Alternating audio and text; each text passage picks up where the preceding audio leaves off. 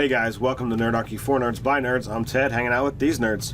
Dave. Nerdarchy Ryan. So today we got a tweet from @BigfootK or K, I'm not sure what it is. It says, any advice on dealing with greedy players who don't share with their party?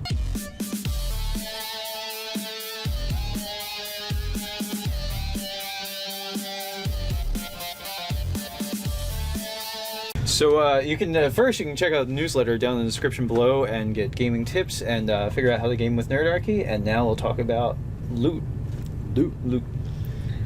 What about it? All right, well, in my opinion, as a game master, you don't have anything to do with that process. Like that is a either in-game discussion or an out-of-game conversation. Like, hey, dude, this is really needs to be split better or whatever have you. I don't think there's a game master problem at all. No. Just armed combat. Just have people fight. Like, and the I've got the strongest weaponry. strongest takes everything. It really depends too, like how the player is doing it as well. Like, obviously, if he's using subterfuge or making deception checks and sleight of hand checks to hide things, Storing them in certain cavities. Well, I mean that's why it's going to be like either an in-game conversation or an out-of-game conversation, because obviously there's always going to be a difference between player knowledge and character knowledge. And if everyone sitting at a table sees that the rogue is like, all right, I'm going to scout up ahead, he finds a treasure chest, picks the lock, empties all the good stuff into his bag, comes back, is like, yeah, there's a treasure chest up ahead, no traps, I already got rid of them. They go, oh look, 37 silver pieces, we're rich. There's an IOU note, actually. and he's walking away with 2,000 he platinum clinks or when he whatever. walks. Then clearly that's an out-of-game discussion, and you need to have a conversation with. Like, the players need to have a conversation and say, look, dude, this is really unfair, this and that, it's supposed to be evenly divided and whatever have you, and let them hash it out and, whatever have you. Maybe if it goes further and the players are unable to come to a situation, you as the GM can step in and try to find a way to give clues or whatnot, but, like, I hate saying it, but it's not. It's up to the party to decide how they divide up. We did a 911 for a GM who the players were constantly Distributing the magic items wrong. Yes, as he said it, and that's. It's not for the GM. Like the loot, once it's passed into the player's hands, What they do with it is up to them. So, I mean, the one thing you can do is, as the game master in this situation, is you could just throw in the occasional cursed item. Like, oh, you got everything, including this ring, that, like, a ring of delusion or whatever. Yeah, that's a ring that'll totally help you pick locks better. Or If something. you really want to screw over that player and convince him not to do this kind of stuff again, give him a ring of poverty. Is that such a thing? I don't know if it's a thing or not, but It just made it up right now. Yeah, made it is it now. up. It's like, you put it on and you have zero desire to accrue wealth. Cursed item. Yes, totally a cursed item. You're gonna need somebody to go through a The process player to get it instantly removed. becomes a loot pinata. Yeah. Woo! I gotta give away my gold. It's like. The player's like, where did all this stuff come from at your feet? Yeah. He's standing on a minor dragon horde. Yeah. So So, it's a really dick move as a DM to put something out there. But I mean that is like a final straw situation. If you want to go that far, if the problem is not fixable at your table and it's possibly causing people to leave the game or hurting friendships, it's very punitive.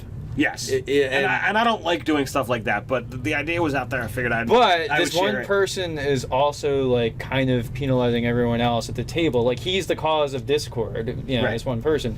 So, like, dicking over one person and everybody else is going to enjoy the game much more, I'm fine with it. Like, it's one person. Literally one person of, like, 5 or 6 people at the table. So...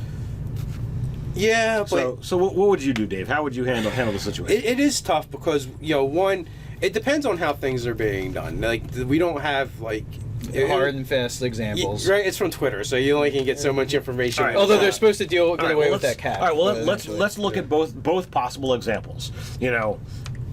Either the person is doing it blatantly, where the individual characters know that the guy is taking more than his share, or the other situation where through stealth, subterfuge, or whatever have you, he's getting it where the players or the other characters don't have a clue. Here's the real problem. Like, if the other players actually know they're being robbed blind, then what will happen is they'll start taking precautions and metagaming a lot of times. I mean, I don't know, every table's different, but this is what could happen. And then, you know, it kind of like creates this like antagonistic arms race within the party that's unhealthy for the game. Table, yeah. I mean, Now, if the rogue is doing it on the sly and no one really knows about it, I don't think you really need to do anything until he gets caught, and then it's gonna come to a head, and like he's either gonna the party members are gonna either want to kick him out or murder him or you know, or something. It's not gonna end good. You could talk to the player out of game as a DM and go, well, how do you see this going?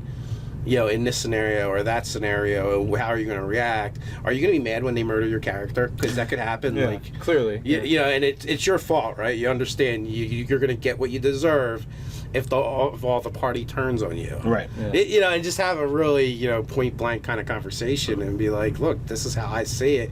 I'm being completely neutral in this. Your character's a rogue and he feels like he has to steal from, you know, his friends. Well, you know, that's all. You know, the consequences are going to be on you eventually. Right. I also think too, like, it almost calls into question like alignment, because sure, like someone could be avaricious, you know, have avariciousness, be greedy.